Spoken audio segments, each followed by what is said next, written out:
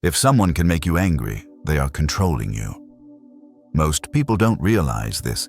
They think anger is strength. They think reacting proves self-respect. They think losing their temper means they care. Stoic philosophy says the opposite.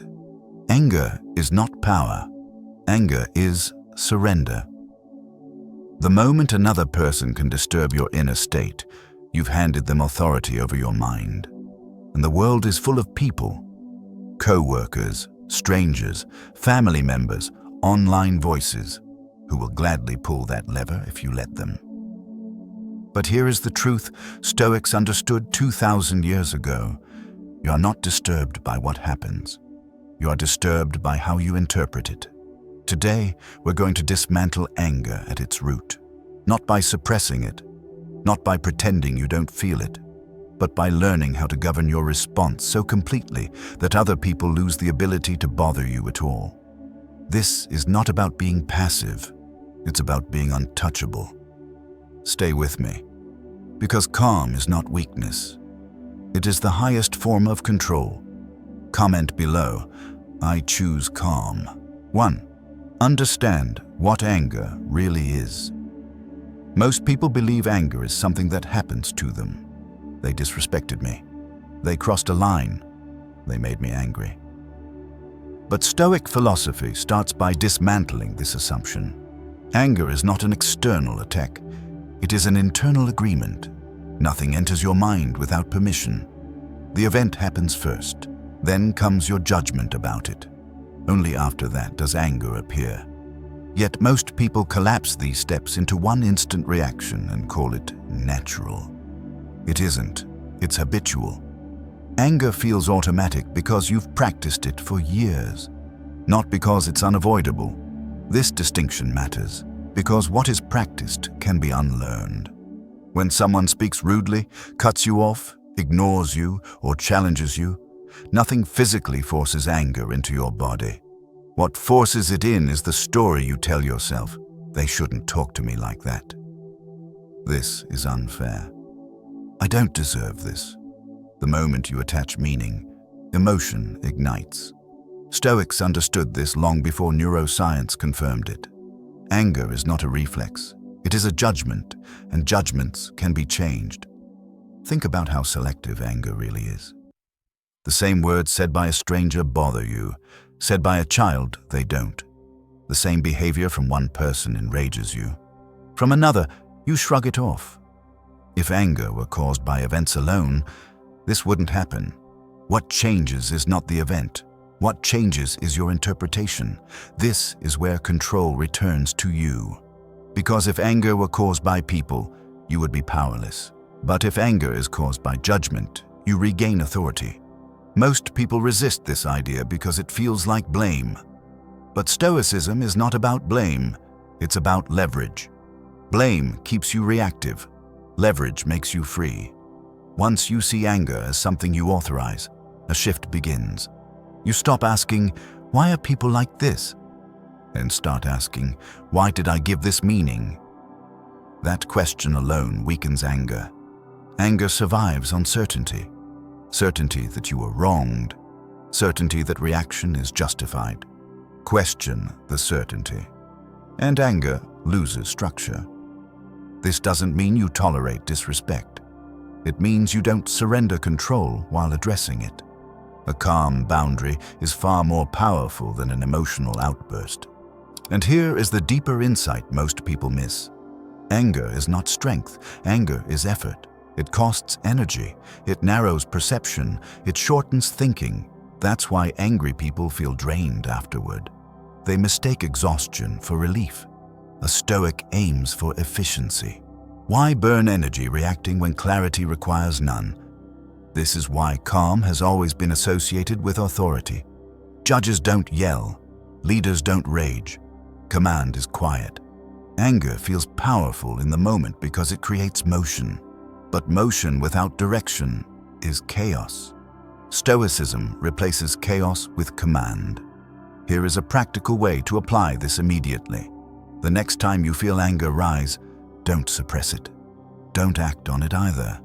Instead, identify the judgment behind it. Ask yourself clearly, internally, what story am I telling right now? You'll almost always find one of these. This is disrespect. This shouldn't be happening. I'm being threatened. Then ask a second question. Is this interpretation the only possible one? That pause creates distance. Distance creates choice. Choice dissolves anger.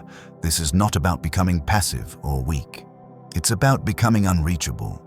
When people realize they cannot pull you into emotional reaction, they lose leverage. And when you realize anger is optional, not mandatory, something fundamental changes. You stop being managed by circumstances. You stop being dragged by other people's behavior. You begin to govern yourself. Remember this. No one gives you anger. You authorize it. Once you withdraw that authorization, anger stops being a problem and becomes a signal you know how to handle. And that is where real control begins. 2. Separate events from interpretation. Most people don't realize where anger truly starts. They believe it begins at the moment something happens. A comment, a tone, a look, a message. But that's not where anger is born. Between what happens and how you feel, there is a space. And in that space, you decide what it means. Stoic philosophy calls this the critical divide. The event versus your interpretation of the event. An event is neutral. It has no emotion, no insult, no intention. Meaning is added later. Someone speaks abruptly. That's the event. Then comes the interpretation. They're disrespecting me. They're challenging me. They think I'm weak. Only after that, anger appears. Most people never see this separation because it happens fast. So fast, it feels automatic. But speed does not equal truth. Marcus Aurelius wrote that if you are distressed, it is not because of the thing itself, but because of your judgment about it, and you always have the power to revoke that judgment. This is where Stoic training becomes practical. You don't fight anger head-on. You interrupt the interpretation. Because if the story collapses, the emotion cannot survive. Think about how often anger disappears when new information appears. You think someone ignored you until you learn they were dealing with a crisis. You assume disrespect until you realize it was carelessness, not malice. The event didn't change. The interpretation did. That alone proves where the real leverage is. A Stoic trains himself to slow this process down just enough to regain control. Not minutes, not long reflection. Seconds. This is called the sacred pause. When something triggers you, you do 3 things immediately. First, you name the event, factually, not emotionally. Just what happened. He raised his voice. She didn't respond. They disagreed with me. Second, you separate meaning from fact. You remind yourself, this is my interpretation, not a certainty. Third, you choose a different frame, one that preserves control. Instead of, this is disrespect, you try, this is noise. This is ignorance. This is not about me. You don't need the best interpretation. You need one that doesn't cost you your composure. Stoicism is not about being right. It's about being unbothered. Most anger comes from demanding that reality conform to your expectations. The Stoic flips this. He adjusts expectations to reality. People are impulsive, emotional, unaware. Once you expect this, surprise disappears. And without surprise, anger loses fuel. Here's a powerful realization. You don't need to control people to stop being affected by them. You only need to control the meaning you assign.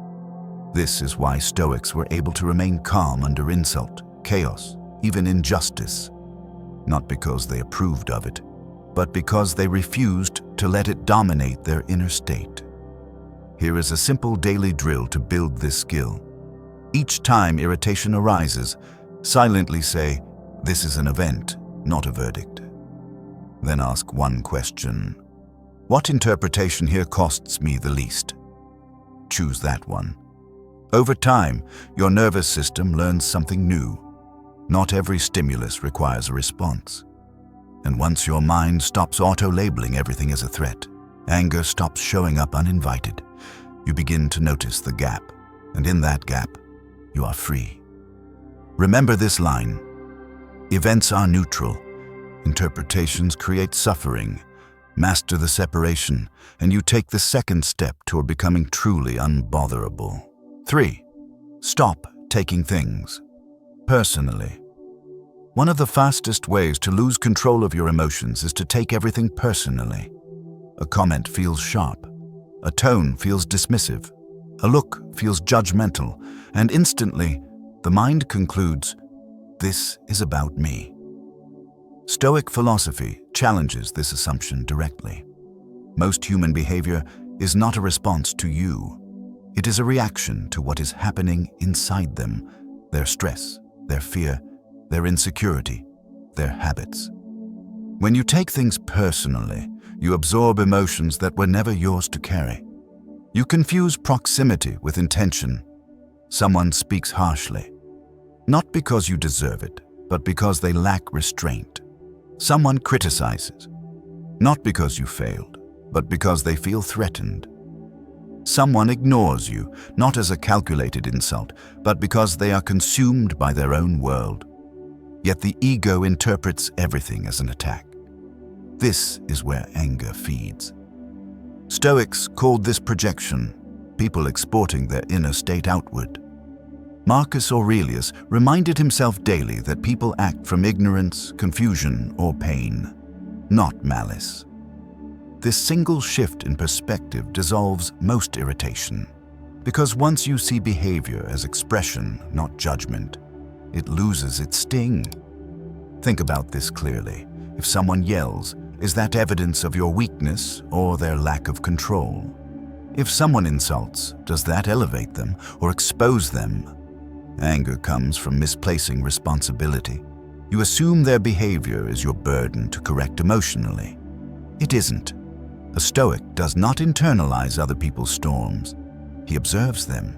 This doesn't mean you tolerate bad behavior. It means you don't let it live rent-free in your mind. You can set boundaries calmly. You can disengage cleanly. You can respond firmly without emotional contamination. Taking things personally is a form of ego inflation. It assumes you are the center of every interaction. Stoicism deflates this illusion. Most people are too busy managing their own chaos to be deliberately targeting yours. Once you accept this, anger loses another source of fuel. Here is a powerful internal check to use the moment irritation appears. Ask yourself, is this really about me, or is this about them? In most cases, the answer is obvious once emotion subsides. This question creates distance. Distance restores choice, and choice dissolves anger. You stop defending your identity. You stop reacting to imagined threats. You stop fighting battles that were never yours. Instead, you become selective. You engage only where values are at stake. You ignore what is merely noise. This is emotional maturity, and it is rare. Most people are offended daily. A Stoic is disturbed only when reason demands action. Remember this: other people's behavior is information, not instruction. You are not required to feel what they feel.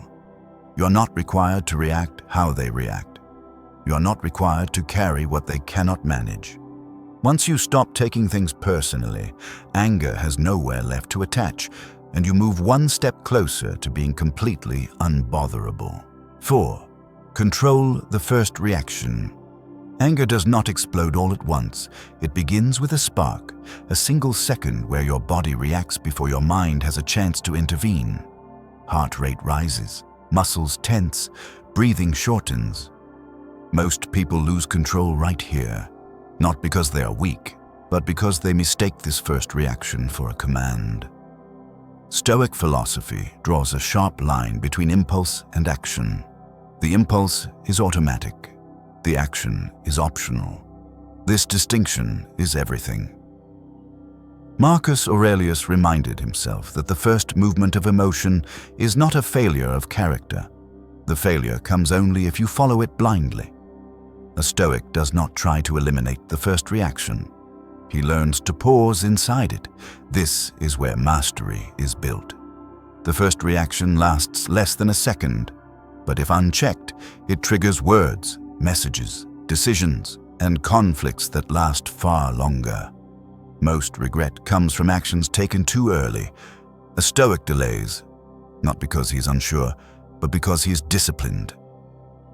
This delay is intentional, measured, controlled. It is called the sacred pause. When something provokes you, you do not respond immediately. Not verbally, not digitally, not physically. You pause long enough to insert choice. Here is the exact protocol. First, breathe slowly through the nose. 3 breaths. Nothing dramatic. This is not relaxation. It is regulation. Second, label what you feel without judging it. I feel irritation. I feel heat. I feel the urge to react. Labeling creates separation. Separation restores command. Third, ask one question. If I respond now, will I respect this decision later? If the answer is unclear, you wait. Silence at this moment is not weakness, it is containment. Most people respond immediately because they confuse speed with strength. But real authority moves slower. Judges pause, commanders pause, leaders pause. Anger wants immediacy. Control thrives in delay. This is why calm people dominate tense situations, not by force, but by timing. Think about how many conflicts escalate because someone could not wait 10 seconds. A message sent too fast, a tone sharpened too early, a word spoken that could never be taken back. The Stoic understands this cost. He does not react to feel relief. He acts to preserve dignity. Over time, this practice rewires your nervous system. Your body learns that not every stimulus requires discharge. Your mind learns that urgency is often an illusion. You begin to feel provocation without obeying it. That is freedom. Here is a simple daily drill. For the next week, delay every emotional response by 10 seconds. No exceptions. 10 seconds before replying. 10 seconds before speaking. 10 seconds before acting. Most anger dissolves on its own within that window. And if it doesn't, you will still be in control when you respond. Remember this: you don't need to win the moment, you need to master it. The man who controls the first second controls the entire outcome. And once you own that first moment, anger loses its grip on you. 5. Lower your expectations of people. Most anger is not caused by what people do. It's caused by what you expected them to do instead. You expected respect. You expected understanding. You expected maturity. You expected fairness. And when reality didn't match that expectation, frustration appeared. Stoic philosophy treats expectations as a hidden liability, not because expectations are immoral, but because unrealistic expectations guarantee disturbance. Marcus Aurelius prepared his mind every morning with a harsh but freeing reminder that he would meet people who were selfish, rude, ignorant, and ungrateful. Not to become bitter, but to become ready. This is the Stoic advantage. Most people walk into the day hoping others will behave well. A Stoic walks into the day knowing many won't, and is therefore unmoved when it happens. Expectation is a contract you write in your head. Reality never signed it. When you expect people to be calm while they're stressed, wise while they're emotional, or fair while they're insecure, you set yourself up for irritation. Stoicism replaces hope with clarity. People act according to their level of awareness, not according to your standards. Once you accept this, anger has less ground to stand on. You stop being surprised by immaturity. You stop being shocked by ignorance. You stop feeling personally offended by behavior that was predictable all along. Prepared minds don't get angry. They adjust. This doesn't mean you excuse bad behavior. It means you stop being emotionally blindsided by it. Think about how often anger comes from the phrase, "I can't believe they did that." That sentence reveals unpreparedness. A Stoic says instead, "Of course they did." Now, what is the wisest response?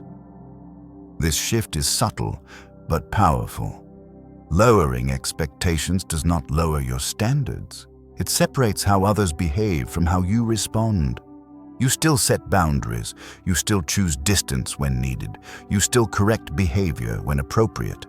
But you do it without heat. Anger is the tax you pay for expecting the world to be better than it is. Stoicism removes that tax. Here is a practical exercise to install this mindset. Before interacting with people, at work, online, or in public, quietly remind yourself, people will act according to their conditioning, not my preferences. Say it once. Mean it. This single sentence prepares your nervous system. When someone disappoints you later, your mind doesn't spike. It recognizes the pattern and moves on. This is why Stoics appear calm in situations that enrage others, not because they suppress emotion, but because they anticipated reality. Expectation fuels anger. Preparation dissolves it. Remember this line, you don't get angry at what you expect. You get angry at what surprises you. Remove surprise, and anger fades with it. You're no longer reacting to people as you wish they were. You're responding to people as they are, and that is emotional mastery. 6. Choose indifference over reaction. Most people confuse indifference with weakness. They think if you don't react, you're passive, you're letting things slide, you're being disrespected. Stoic philosophy means something very different by indifference. It does not mean you don't care about anything. It means you care selectively. You choose, deliberately, what deserves your energy and what does not. Reaction is automatic. Indifference is intentional. This distinction is where anger finally loses its grip. Most anger comes from engaging with things that were never worth engaging with in the first place. A careless comment, a pointless argument, a stranger's opinion, a provocation designed to pull you off balance. The Stoic question is simple. Is this worth my nervous system? If the answer is no, you disengage. Not with contempt, not with bitterness, with calm. Marcus Aurelius warned against becoming disturbed by things that have no power over your character. If it cannot damage your virtue, it does not deserve your agitation. This is emotional economy. You don't spend energy where there is no return. Most people live the opposite way. They react to everything. They argue online. They replay insults. They try to correct ignorance.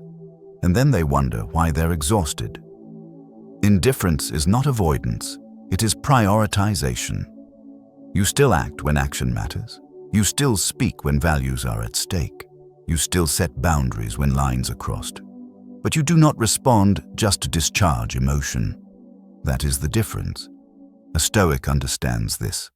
Not every irritation is a problem to solve. Some are signals to disengage. Think about how many conflicts disappear when you simply don't participate. No reply, no defense, no escalation. Silence ends more arguments than clever words ever will. This unsettles people who are used to emotional leverage. They expect reaction, they expect justification, they expect resistance. Indifference denies them all three, and without those, the situation collapses. Here is a practical way to apply this immediately. When something bothers you, ask 2 questions, back to back. Does this affect my values or my character? Will responding improve the situation, or only express emotion? If the first answer is no, and the second is unclear, you choose indifference. You don't owe reactions to everything you notice. You don't owe engagement to everyone who provokes you. This is not weakness, this is restraint, and restraint is strength under control.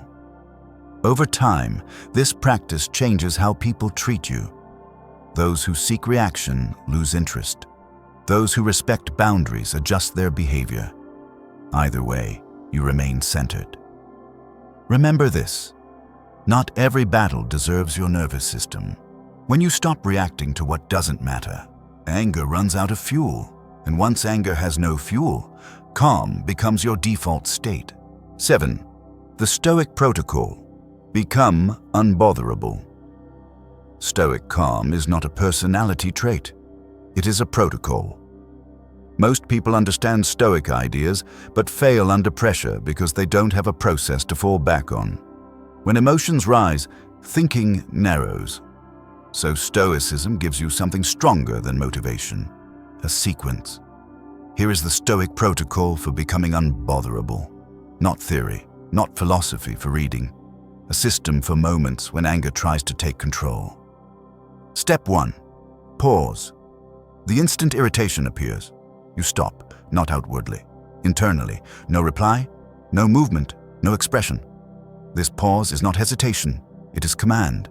Without a pause, every other step fails. Step 2. Label the emotion. Name what you feel precisely.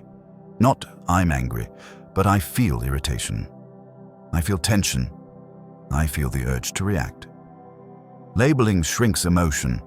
What is named is no longer fused with you. It becomes an object you can work with. Step 3. Ask: is this in my control? This is the Stoic filter. Can you control their words? No. Their tone? No. Their opinion? No. Can you control your response? Yes. Your behavior?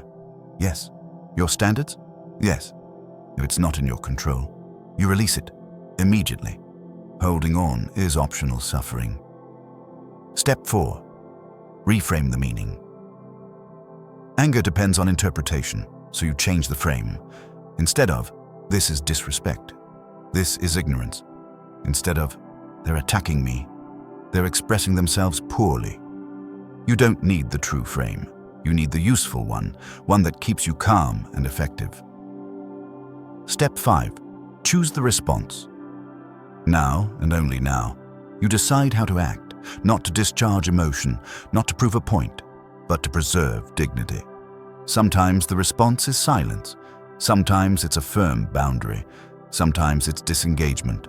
Calm action beats emotional reaction every time. Step 6. Act or disengage. Once chosen, you act cleanly. No extra words, no emotional residue, no second guessing. And if disengaging, you disengage fully. No replaying the moment, no revisiting the insult, no imaginary arguments later. That is discipline. Step 7. Move on. This is the step most people skip. They don't react, but they ruminate. A Stoic does not.